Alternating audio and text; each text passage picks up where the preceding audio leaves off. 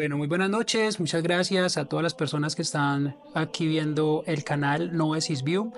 Me encuentro hoy con Monseñor Crisóstomo, archimandrita de la Iglesia Ortodoxa Griega bajo el Patriarcado Ecuménico de Constantinopla. El día de hoy, la idea es tocar temas sobre la Iglesia Ortodoxa para que nosotros como católicos romanos y en general podamos aprender mucho de lo que son los tesoros de Oriente.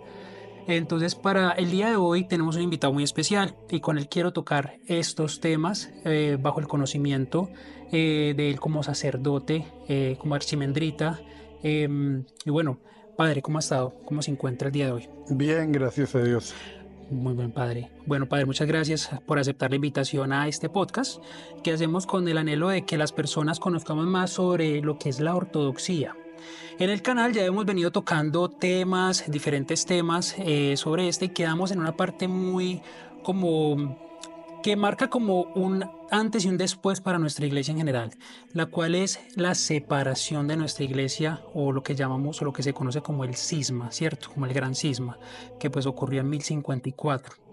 Em, Desde allí hemos tenido como ese desconocimiento de lo que ha sido la otra contraparte de nuestra iglesia, que es la iglesia ortodoxa.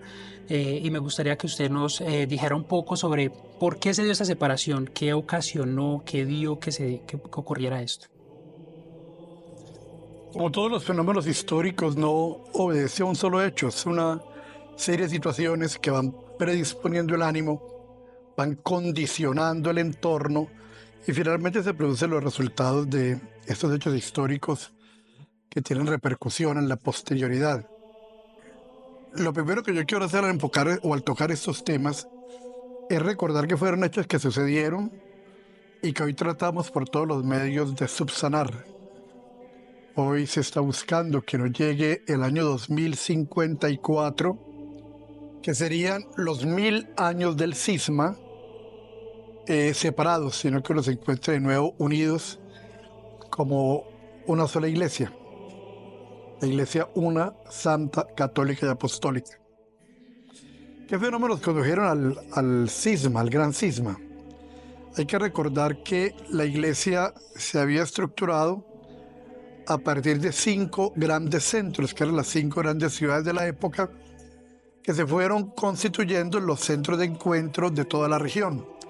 Son ellas Jerusalén, Alejandría, en África, en Egipto, Antioquía, que es la actual Siria, Constantinopla, Turquía y Roma.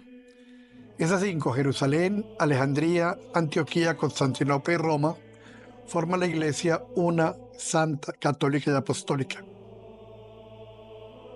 ¿Por qué se dio la separación?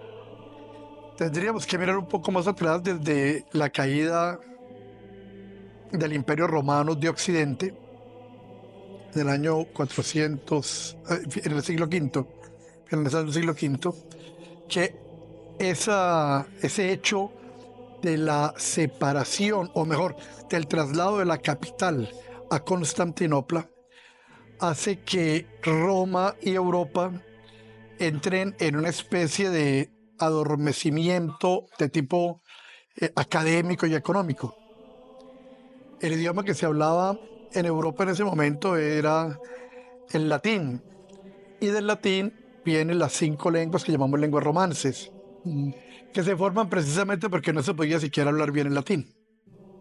Entonces, si no se hablaba, menos se leía. Solamente clérigos y muy pocas personas sabían leer. Ese fenómeno que se está dando en el occidente fuera de una gran cantidad de problemas de índole político, de gobiernos no muy estables, el problema de la invasión de los bárbaros, en fin, una cantidad de cosas, una Europa muy convulsionada en la segunda mitad del primer siglo, contrasta con lo que está sucediendo en Oriente. La capital del imperio se había ido de Roma a Bizancio, a la cual se le cambió el nombre, se llamó Constantinopla, la polis de Constantino, Nueva Roma. Y allí va a acontecer algo muy interesante, es la llegada del emperador Justiniano. Algunos historiógrafos lo llaman el emperador de los 3 siglos. obviamente no porque ha habido 3 siglos, sino porque su influjo fue claro y determinante en los 3 siglos siguientes. Hablamos desde el siglo VI, séptimo y octavo, de una gran influencia de Justiniano. Justiniano, entre muchos de sus conocimientos, tenía conocimientos teológicos y ayuda al desarrollo del cristianismo en Oriente. Como historia simpática, cuando se leen crónicas de la época, se dice que mientras se compraba carne, la gente hablaba en el mercado de la unión hipostática, un término teológico que hoy en día pues solo los teólogos manejamos, pero que el resto de la gente ni siquiera conoce. Así como hoy en día podríamos ver que el tema común es la política, el tema en ese momento era el tema teológico, el tema religioso en Oriente. Por eso el Concilio Vaticano II, la Iglesia hermana, la Iglesia Católica Romana, en el decreto Unitatis Redintegratio, dice que hay que recordar que los dogmas fundamentales de la fe cristiana se definieron en concilios y en trabajos teológicos en el Oriente cristiano, porque el ambiente y todo era muy propicio, a diferencia de la convulsión que se vivía en Europa. Todo ese desarrollo teológico que se fue haciendo en la segunda mitad del primer milenio en Europa, en Constantinopla, era escrito en griego. En Occidente, si ni siquiera se leía bien el latín, menos griego. Entonces, ese trabajo queda casi desconocido para la Iglesia de Occidente. Y eso empieza a marcar una división de orden práctico entre el avance que se estaba teniendo en ese proceso de estructurar teológicamente la fe en Oriente y en Occidente. A todo eso entonces se suma la pretensión que tiene el obispo de Roma de ser el primero entre todos los jerarcas de la iglesia en el mundo. Eso se acompaña de una designación que se hace en el momento, es que se denomina al obispo de Roma como el primus inter pares, el primero entre iguales, con primacía, pero no supremacía. Significaba que convocan el amor, que reunía, cuando estaban reunidos presidía los encuentros, pero no tenía autoridad sobre ninguna jurisdicción que no fuera la propia. Okay. Sin embargo, su interés, de alguna forma, era, en la medida que iba adquiriendo poder político en Occidente, muy importante además porque ayuda a poder ordenar esa convulsión de Europa, pero también quería extenderlos a la vida eclesiástica, y Oriente obviamente no va a aceptar esa condición. Eso nos lleva entonces a un ambiente muy convulsionado también al interior de la Iglesia, entre el patriarcado de Roma o patriarcado de Occidente y los patriarcados de Oriente. Habían discusiones sobre temas, por ejemplo, como el uso del panásimo, para hablar de alguno nomás, de muchos otros temas que se fueron tocando de manera diferente en una y en otra región. Además de eso, hay que sumar un elemento muy importante, y es el elemento de orden antropológico y sociológico. Para el oriental es muy importante la conservación de unos elementos básicos que mantengan la verdad. Occidente se ha caracterizado por lo que llamamos innovation, por el cambio, por la novedad. Esas dos posiciones se encuentran en esa realidad eclesiológica y hace que finalmente nos lleve al grave problema que sucedió en el año 1054. En 1054, un delegado del Papa, León, visita Constantinopla para poder unificar la iglesia. Por ejemplo, la celebración de la Pascua, que ya se hacía en momentos diferentes.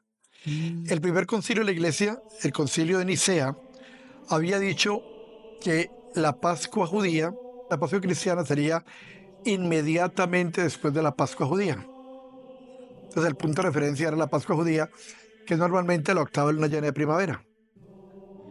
Occidente hace otra serie de composiciones del calendario y que todavía están vigentes, y hace que en algunos años la Pascua se celebre en principios de marzo casi, que es a finales de abril, casi en mayo, porque se habla de unos 8 ciclos calculados de otra manera. La Iglesia de Oriente ha mantenido entonces la tradición y la celebramos al sábado siguiente de la Pascua judía. Por eso es que se dice la palabra ortodoxa, ¿no? Ortos, lo correcto, doxo, doctrina, sí. El eslogan, en términos modernos, podría ser como fuera un principio, sin agregar ni quitar nada. Esa última es una cita del libro del Deuteronomio en el capítulo 13, sin agregar ni quitar nada. Entonces, lo que entiendo hasta el momento, padre, es que venía con anterioridad un conflicto no solamente social, sino también de carácter cultural, exactamente. Y se venían presentando ya cambios arbitrarios, ¿se podría decir así? No, cambios propios de la idiosincrasia y de la condición de las comunidades. La iglesia, es que hoy en día es muy fácil hablar de la unidad de unos criterios cuando las redes sociales de comunicación tienen lo que está pasando en este momento. Lo que ocurre en otro lugar del mundo es mentira en un instante. Claro. Recordemos que en esa época no existía ninguno de los medios que conocemos, ni prensa, ni radio, ni televisión, ni internet, ni absolutamente nada. Una noticia podía demorarse incluso años en llegar. Los querics, que eran los pregoneros, iban de pueblo en pueblo y perfectamente podía llegar a este pueblo de nosotros el aviso de que hace 2 años había muerto el rey y que hace 2 años teníamos un rey nuevo y no sabíamos. Entonces es una condición totalmente distinta. Las distintas iglesias en Occidente y en Oriente fueron tomando unas determinaciones propias de su cultura, propias de su realidad, de su entorno. Las circunstancias son determinantes. Ortega y Gasset nos dice: yo soy yo y mis circunstancias. Entonces, ese circunstante era diferente y se llega a conclusiones distintas, pero que no se conocían y que en un momento determinado, cuando se colocan sobre la mesa, producían cierta confrontación. Pero esencialmente no era tanto el ánimo beligerante cuanto la diferencia cultural que se había gestado entre una iglesia de Oriente con unas profundas raíces teológicas, con un trabajo teológico absolutamente rico en la segunda mitad del primer milenio, y una iglesia de Occidente que había estado más moviéndose en los ámbitos políticos, tratando de poner paz en las realidades sociales que vivía la Europa de ese momento.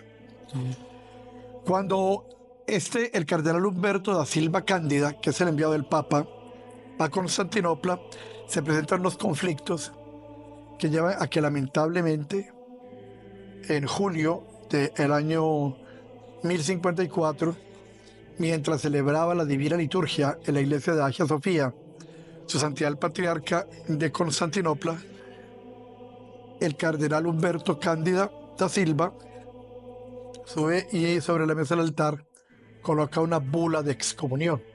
¿Qué era eso, padre? Un decreto, bula en la tradición canónica, es un decreto que se envuelve en el rollito y se amarraba con una pita y colgaba una bolita con el sello, con el sello pontificio. De ahí viene la palabra bula, de bola, la bolita que colgaba. Entonces, un decreto en el cual excomulga al patriarca de Constantinopla. Eso pues genera en ese momento un conflicto delicado. A los pocos días el patriarca excomulga al Papa de Roma y esto generó una cosa complicadísima. Que luego Roma dice: venga, no, Humberto era un legado pontificio. Cuando eso sucedió, el Papa ya había muerto, el Papa que lo había designado para esa función. Además, cualquier cosa que le hicieran necesitaría la aprobación del obispo de Roma, del Papa de Roma. Pero sin embargo, quedó el ánimo caldeado, ya quedó la situación lamentablemente dañada, quedó fracturada esa relación. Lo que se va a determinar ya, a quedar como definitivo, en el año 1104, cuando la Cuarta Cruzada llega a Constantinopla en su viaje hacia Jerusalén, con el objetivo de retomar Tierra Santa. Constantinopla abre las puertas y el veneciano, que comandaba la cruzada, saqueó Constantinopla, violentó a Hagia Sofía, sentó una silla patriarcal, mató jerarcas de la iglesia. Se hubo toda una situación lamentable y complicada, no eclesial, no fue dogmática, fue la maledicencia humana y la claro. actuación de un militar, de un guerrero, pero que pone en conflicto los dos pueblos, más que las dos iglesias. Y finalmente se llega a la separación. Mm. Ese hecho lamentable, que hago también un paréntesis, que aquí en Occidente se llegó a llamar la, el cisma de Oriente. Cisma de Oriente. Y se llamó así, pues básicamente en Colombia era comprensible. Los primeros textos de historia y geografía que llegaron a nosotros era a través de Editorial Norma. Y Editorial Norma era una editorial de los hermanos maristas, que era como religiosa católica. Y entonces puso de manifiesto que Oriente se había separado. El planteamiento nuestro es elemental. Si en una mesa hay 5 y 4 están unidos y uno se queda aparte, ¿quién se separa de quién? Claro, Los 4 del uno o el uno de los 4. Pero lo importante no es eso. Lo importante es que esa separación, diríamos en términos bíblicos, rompe la túnica inconsútil de Cristo, esa claro. túnica sin costura. Cuando escuchamos o leemos la oración sacerdotal de Cristo en el capítulo 17 del Evangelio de Juan, el Señor ora al Padre y le dice: Padre, que ellos sean uno, como tú y yo somos uno, para que el mundo crea que tú me has enviado. Es parte del problema de una humanidad que a veces no cree mucho en el Señor Dios y Salvador Jesús Cristo, es la división de la iglesia. Por eso la unidad no es un elemento adicional, es un elemento central en la vida del pensamiento de la iglesia. Lo llamamos movimiento ecuménico. En este momento se ha adelantado muchísimo en el tema, incluso el último tema discutido en la comisión teológica de ambas iglesias es el papel del obispo de Roma en la unidad de la iglesia. Ok. Y hacemos una salvedad, mire, de los 5 patriarcados, eh, dos de esos jefes se llamaron papas y 3 se llamaron patriarcas. Somos papa el de Roma y el de Alejandría. Y los otros 3 patriarcas, que significa lo mismo, en inglés sería un grandfather, un abuelo. Entonces es exactamente lo mismo. Sencillamente cada uno de ellos es el obispo que preside una iglesia, porque la máxima posibilidad jerárquica en la iglesia es ser obispo. El obispo tiene, la iglesia la conformamos 2 personas, los laicos y los clérigos. Y en los clérigos hay 3 personas: el obispo, que es el sucesor de los apóstoles, sacerdote de primer grado; los presbíteros, que somos sacerdotes de segundo grado; y los diáconos, sacerdotes de tercer grado. Ese es el grado jerárquico de la iglesia. Entonces, cuando alguien es obispo, tiene la plenitud del sacerdocio de Cristo. Y es la máxima condición. Ya la sede que tenga va a determinar el título. Pero ¿quién es el Papa? Es el obispo de Roma. Y por ser Roma la cabeza del patriarcado de Occidente, pues dirige todo el patriarcado de Occidente. ¿Quién es el patriarca de Constantinopla? El obispo de Constantinopla. No, Y se da la misma situación. Entonces, se está buscando por todos los medios que esos obispos, en una reunión que lo llamamos concilio ecuménico, vuelvan a unir, a superar las dificultades y puedan volver a comulgar de un mismo cáliz. eso es lo que se está buscando. Porque concilios como tal, padre, donde hubo plena unidad de la iglesia son 7. Son 7 concilios, sí. Hasta el 7º concilio estuvo la iglesia en pleno. La iglesia de Oriente nunca más hizo concilios ecuménicos, sino sínodos panortodoxos, porque nos faltaba uno de los 5. Claro. O sea, éramos el 80%, nos faltaba el 20%. Es decir, siguen respetando lo que es la tradición de estar todos para poder tomar una decisión que guíe correctamente a la iglesia. Se toman decisiones según las necesidades de la iglesia, pero la reunión es que la máxima autoridad de la iglesia en la tradición es el concilio ecuménico. Correcto. No es una persona, es el concilio Concilio ecuménico. como tal. Entonces no hemos vuelto o no convocamos, no llamamos concilio ecuménico en las reuniones porque nos falta una en las iglesias. Claro. A Roma le faltaban 4 Y aún así y siguió haciendo lo que llamó concilios ecuménicos, llegando a 21. llegando a 21. Pero ahora creo que han hablado algo sobre eso. Sí, ya se ha hablado del tema y el Papa Benedicto XVI dijo que no había problema, que eran 7 concilios ecuménicos y que los demás serían sínodos particulares de la Iglesia Latina. Claro. Eso pues es como, hay que aclarar, hay una buena animosidad y hay de verdad conciencia de la importancia de volver, de que nos llegue el 2054 con la iglesia en plena unidad. Claro. Entonces estamos tratando, y eso se está trabajando, y hay una comisión permanente dedicada a tal tema. Padre, y precisamente con ese motivo es que se está haciendo ese podcast. Este podcast se hace con el motivo de eso, que de aquí de Occidente sepamos qué está pasando en toda nuestra iglesia, que también está por ende la iglesia ortodoxa. Que se siembre como esa semilla de curiosidad en cada persona que nos escuche, para que sepa de que nuestra iglesia no solamente está puesta en un solo lugar, no está en Occidente, porque es que eso es lo que pasa. Anteriormente, la falta de sistemas de comunicación como los que tenemos hoy en día, como usted lo dijo, dificultaban esa emisión de noticias o ese fluir de noticias como lo tenemos hoy en día. Pero hoy en día tenemos lamentablemente la falta de educación en ciertos temas históricos por el hecho de que nosotros aquí estamos, por decirlo de alguna manera, bajo la jurisdicción de la Iglesia de Roma. Entonces desconocemos mucho de la contraparte de nuestra iglesia, que es la iglesia católica. Pero algo muy similar ocurre en Oriente. En Oriente también hay un profundo desconocimiento de la iglesia latina. Desconocimiento que hoy en día se ha ido superando en mucho. Mire, esta semana aquí en Pereira se posesionó un nuevo obispo, Monseñor Nelson Jair. Yo estuve en la posesión y en la Eucaristía de despedida de Monseñor Rigoberto, el obispo anterior. Y hablando con algunos amigos comentábamos que hace 21 años, hasta los sacerdotes tenían desconocimiento de que era la iglesia ortodoxa. Wow. Había gente que no sabía si yo era un pastor protestante o qué era. No puedo creer. Los documentos del concilio, es mucha la doctrina en la iglesia, se fueron quedando ahí y nunca se les puso mucho cuidado. Apenas ahora están retomando temas como ese. Pero, por ejemplo, con esta semana, en esa Eucaristía, sin temor a equivocarme, más de por ahí un 40% del clero de toda de la diócesis de Pereira y algunos de la arquidiócesis de Manizales me saludaban y todo y hablábamos. Es porque ya al menos se empieza a tener conciencia.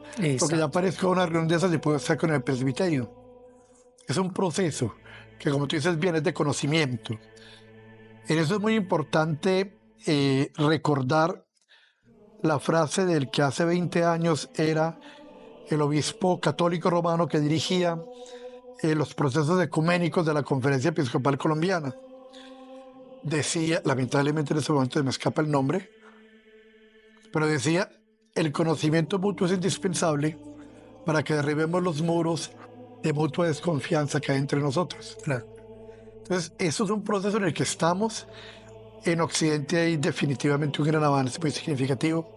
En Oriente ya al menos a los altos niveles jerárquicos, cuando se asisten a los eventos, por ejemplo, en el patriarcado, con el patriarca y con los altos jerarcas, es casi sistemático, ya de hecho está designado dentro de la estructura, pues dentro de la organización del evento, la posición que ocupa o el nuncio apostólico o el cardenal de cada país. O sea, ya hay una presencia casi sistemática de la iglesia hermana. Allá más a nivel de altas jerarquías.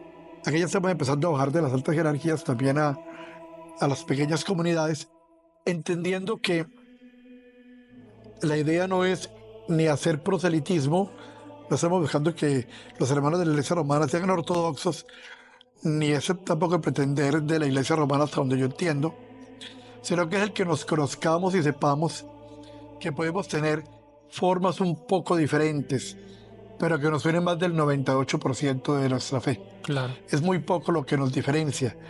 Y lo que nos diferencia, la idea es llegar a subsanar para que no haya nada definitivamente complicado, esencial, que marque esa separación. Ya habrá una diversidad propia de las culturas. Muy interesante todo este tema, padre. La verdad que esto a nosotros los laicos también nos tiene que importar muchísimo porque estamos hablando de nuestra iglesia en general. Desde el laicado nosotros también podemos aportar a esta unión, padre. Sí, claro. En primer lugar, hay que entender que la división es obra del enemigo, del demonio. Jesús dice en el Evangelio que un reino dividido sucumbe, se hunde. La unidad es fruto de la acción del Espíritu Santo. Entonces, el elemento fundamental es la oración. Es muy triste ver que a veces la gente cree que lo definitivo y la acción es realizar acciones, realizar actos. Y nos olvidamos que la fuerza de todo eso está en la gracia, y esa es la que obtenemos con la oración. O sea, la primera ayuda significativa es orar por la unidad de la iglesia. Claro. Y la segunda es empezar a entender que el que seamos, el que tengamos algunas diferencias, por ejemplo, litúrgicas o algo, no nos hace para nada enemigos. Que habla simplemente de la riqueza de la fe en distintas culturas, pero que no es ni contrario, ni enemigo, ni opositor el que celebra con un rito distinto o el que tiene unas costumbres diferentes. Padre, ahí quiero hacer una anotación, padre. Nosotros acá en Occidente pensamos, y lo he escuchado de algunos laicos y algunas personas, tal vez obviamente pues, de pronto por el desconocimiento, que la palabra católica es porque es universal. Entonces, erróneamente se piensa que la misa que se hace aquí es la misma que se hace en otra parte del mundo. Hay 7 ritos en la catolicidad. El primero, es importante entender, la primera liturgia estructural, el primer rito estructurado que existió de la divina liturgia, de la Eucaristía, es la liturgia de San Juan Crisóstomo. Pues Ok. primero estuvo un borrador de San Basilio, que no se aprobó, y luego la liturgia de San Juan Crisóstomo como oficial, que es la que nosotros todavía hoy conservamos sin ningún cambio. De ahí vienen 7 liturgias que existen hoy en la catolicidad. Claro. El rito que tiene la Iglesia Católica Romana hoy, que se llama Novus Ordo, que es del año 1964, proveniente del documento Sacrosanctum Concilium del Vaticano II. Anteriormente, que todavía está autorizado para celebrarse, el rito tridentino, que es la misa que le tocaba a nuestros abuelos, el sacerdote mirando al altar, Ok, es un cambio. eh, en latín, bueno, con otras formas. Entonces llevamos 2. Hay rito mozárabe, rito jerosolimitano, rito copto, rito maronita y rito jacobita. 7 formas de celebrar un mismo misterio. Mm, Y la Iglesia Ortodoxa entonces sí tiene como unificado un solo rito según el tiempo litúrgico. En la Iglesia Latina hay una sola forma de celebrar la misa. Cambia la oración colecta y la oración postcomunión, la oración sobre las ofrendas y las lecturas, pero el rito es el mismo. Nosotros tenemos 4 ritos diferentes. En el tiempo normal celebramos la Divina Liturgia de San Juan Crisóstomo, con el mismo cuento, con troparios distintos, con lecturas distintas, pero el rito es el mismo normalmente durante el año. 10 veces al año se celebra una liturgia distinta, que es la liturgia de San Basilio Magno, ok. particularmente la Cuaresma. Hay otro rito que se celebra en la fiesta de los apóstoles, particularmente el apóstol Santiago, que es la liturgia de Santiago. La liturgia más antigua que existe, es un rudimento de liturgia, antes incluso de San Juan Crisóstomo, que se conserva y se celebra muy eventualmente, pero existe, está validada. Y una celebración particular que hacemos en la Cuaresma. En la Cuaresma solo se celebra la Eucaristía, sábados y domingos, y durante la semana, particularmente miércoles y viernes, se celebra una liturgia de dones pre-santificados, santificados en la liturgia del domingo anterior, que llamamos el Proagiasmeni o la liturgia del Papa Gregorio. Entonces, tenemos esas 4 formas. Pero hoy estamos celebrando, mañana domingo celebramos San Juan Crisóstomo en toda la Iglesia Ortodoxa. No es que los patriarcados tengan un rito distinto, es el Ok. mismo en toda la Iglesia Ortodoxa, que en este momento la forman 14 jurisdicciones eclesiásticas. Por eso hago una salvedad. Hay lamentablemente en nuestro medio personas que usurpan el nombre de la Iglesia Ortodoxa, que se hace pasar como tal sin serlos. Y entonces celebran el rito latino en la Iglesia Ortodoxa, lo que no es sentido. Nosotros celebramos a Juan Crisóstomo, nosotros no celebramos el Novus Ordo. Hacen prácticas, por ejemplo, como la primera comunión, que no es una práctica nuestra. Nosotros en la iniciación cristiana celebramos bautismo, confirmación o crismación y comunión. Hay una cantidad de cosas, entonces una mezcolanza. Aquí en Pereira lo tenemos, en Los Quebradas, donde aparece gente llamándose como ortodoxos sin serlo. No estamos absolutamente opuestos de nada a la libertad religiosa. Claro. Estamos opuestos al engaño. Yo me puedo inventar la iglesia de lo que yo quiera, la iglesia del pajarito si quiero. Lo que no puedo decir es decir que yo soy lo que no soy, porque estoy asaltando la buena fe de la gente. Claro, totalmente. Y la única comunidad ortodoxa que hay en el centro del país, en Pereira, en esta zona cafetera, es la iglesia ortodoxa griega. Tenemos fuera de la iglesia ortodoxa griega en el resto del país, tenemos la iglesia ortodoxa rumana en Barranquilla, además de nosotros. Tenemos la iglesia ortodoxa rusa en Bogotá, además de nosotros, y la iglesia ortodoxa serbia en Medellín. Hay serbios en Medellín, romanos en Barranquilla y rusos en Cali a veces, pero más en Bogotá. Son las únicas y celebramos el mismo rito y la misma liturgia. Bueno, padre, y entonces en esa parte, ¿cómo podría saber una persona interesada en conocer de pronto sobre la iglesia ortodoxa, acercarse al rito? ¿Cómo sabría que no está siendo engañado? ¿Cómo sabría que está dando con una persona que es? Con la Pues mire, la forma más fácil es que si usted consulta en la diócesis católica romana, allá le dirán. Porque cuando nosotros llegamos a alguna parte, nos presentamos ante el obispo diocesano católico romano. Entonces, en la diócesis de Pereira saben quién soy.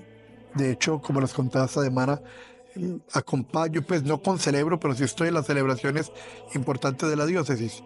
Entonces, es la forma más fácil. En cualquier jurisdicción se le pregunta en la diócesis.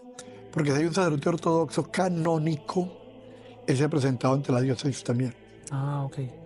O sea, que un sacerdote se presenta ante la diócesis para poder hacer lo que se está haciendo en los antiguos, es como una misión, ¿correcto? No para poder, porque somos autónomos, sino como un gesto de fraternidad Ok. y de respeto con la iglesia hermana.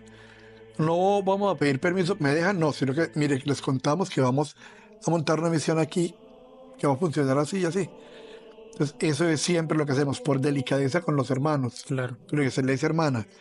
Título que además solo cabe entre la iglesia católica romana y la iglesia ortodoxa. El término hermano. Como iglesia de hermanas. Eso lo define claramente el Papa Juan Pablo II, que dice que el término iglesias hermanas solo es aplicable en la iglesia de Oriente y Occidente, no más. Bueno, padre, eso podría ser incluso tema para un próximo video.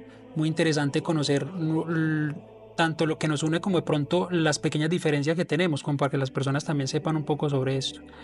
Eh, por ahora nos quedamos en esta parte pues de la separación, entendiendo que se está luchando porque faltan 30 años para el 2054 y lo que no se quiere es llegar al 2054 con la iglesia separada, y qué bonito que nosotros podamos aportar desde el laicado, desde nuestra propia condición, podamos aportar un poco nuestro granito de arena para esto, padre. Y eso es lo que buscamos con estos videos, con este podcast, que las personas conozcan, se enteren, se animen y podamos nosotros aportar a esta unidad. Si alguien quiere más información también, tenemos en Facebook, Claro, Facebook, Parroquia Ortodoxa de Pereira. correcto. Ahí Vamos pueden a dejar consultar. las redes sociales de aquí de la parroquia, también invitándolos a las personas que quieren conocer. Padre, ¿puede decirnos dónde estamos ubicados en este momento? Estamos ubicados en una casa en el barrio Jardín, segunda etapa, Manzana 5, casa 11, en toda una esquina. Una casa de 3 pisos blanca que hay en toda una esquina. Ya cuando se coge la recta final que va a la Escuela Normal Superior, ahí tenemos la parroquia, tenemos la Divina Liturgia y la Eucaristía los domingos a las 10 de la mañana. Y estamos en la total disponibilidad de escuchar a quien quiera, tenga alguna inquietud. De igual manera, estaré dejando la información, no solamente en la descripción del video, pues voy a dejar la descripción de la dirección, de las redes del padre, para que se vayan enterando cada vez más. De igual manera, aceptamos preguntas, aceptamos sugerencias, todo lo que nos quieran preguntar, porque entiendo que eso es un tema que va a abarcar más capítulos por la misma razón, porque se tienen que tocar más temas, más cosas para que conozcamos mucho más de esta iglesia que es muy hermosa y que nos puede llegar a enamorar a todos nosotros. Padre, de antemano muchas gracias nuevamente por aceptar la invitación. Tendremos más temas con usted, más temas se vienen más adelante. Mi nombre es Julián David Bonilla, muchas gracias por vernos, que esté muy bien, hasta la próxima. Que Dios los bendiga y los guarde. Amén.